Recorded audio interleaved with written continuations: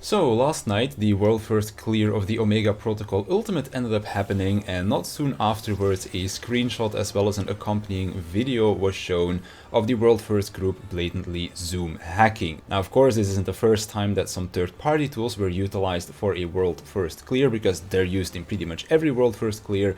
It's just not always as obvious as this one, and of course, with this now being the case, a lot of people are questioning the legitimacy about the world first clear and whether or not they should have the title of the world first clear of this specific ultimate.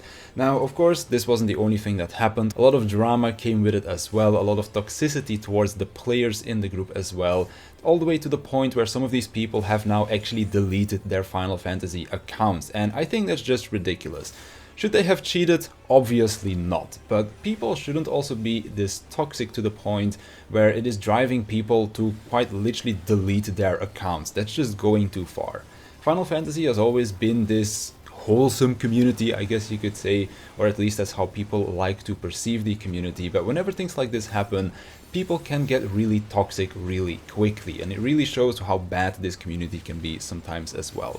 Now, of course, I'm not trying to justify the fact that they used hacks, because of course I wouldn't want them to do that either, but I'm also not going to be haunting these people in-game and bullying them to the point where they're just quitting and can't ever get into statics anymore and that kind of stuff.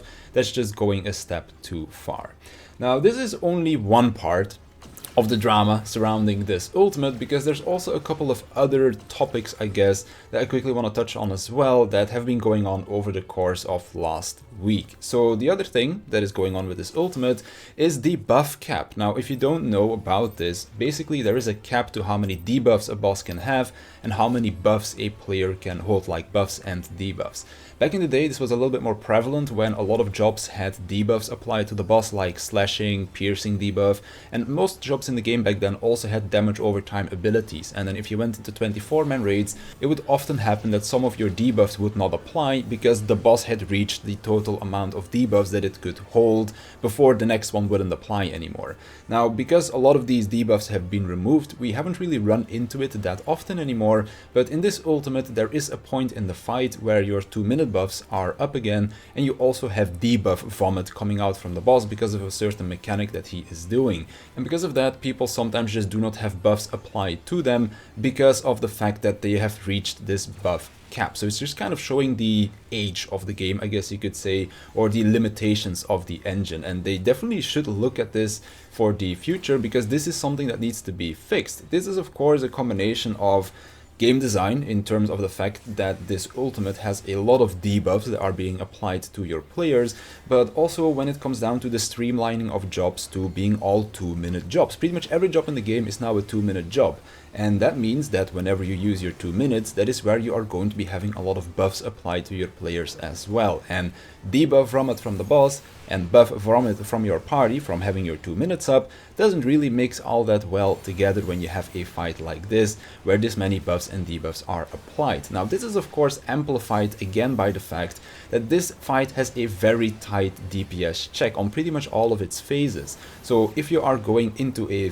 DPS phase where you really need all the DPS that you can get, and all of a sudden some of your buffs aren't applying to your team, like some of your raid buffs, you're losing out on a lot of damage, and then that makes you sometimes hit the enrage, which is of course going to feel very bad if that is the reason as to why you ended up hitting the enrage and not making the DPS check.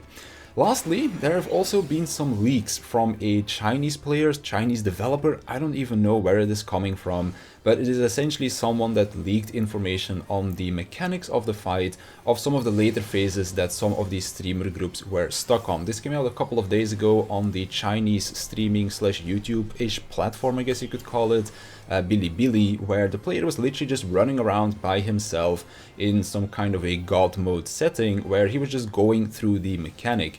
Of course, I have no idea how they were able to do this. Was this a person that was able to make like some kind of private server with the fight downloaded onto it, like people like to meme about? Or is this someone from Square Enix themselves that are leaking this information? Kind of like we had back in the day, I believe it was during Stormblood, where there was a person that was leaking fight details way before the fights were even announced. Like for example, Omega M and F this was something that we knew was going to happen even before the fight even came out. So we already knew what the raid bosses were going to be before they were even like in the game and such. And I think it was the same thing with Blue Mage being like a special job and such. That was all being leaked before, and now something similar is happening again with these fights. So is this a person that was able to get like something downloaded on a private server?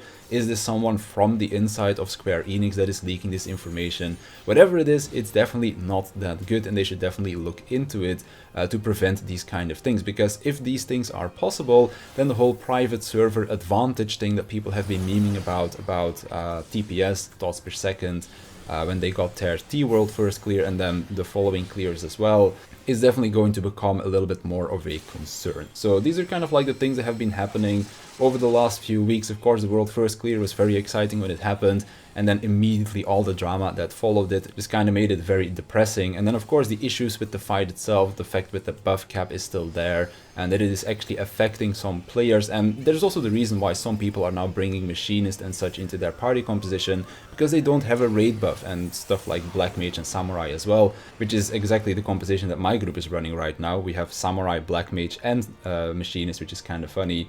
And then also the problem with the leaks being outed as well. I have no idea how they were able to even happen in the first place, and they should really look into their security to see if this is something that they can address as well. But that's pretty much everything I want to cover in today's video. Let me know what your thoughts are in the comments down below. And with that, I want to thank you for watching. I want to thank my Patreons for their support, and I'll see you in the next one.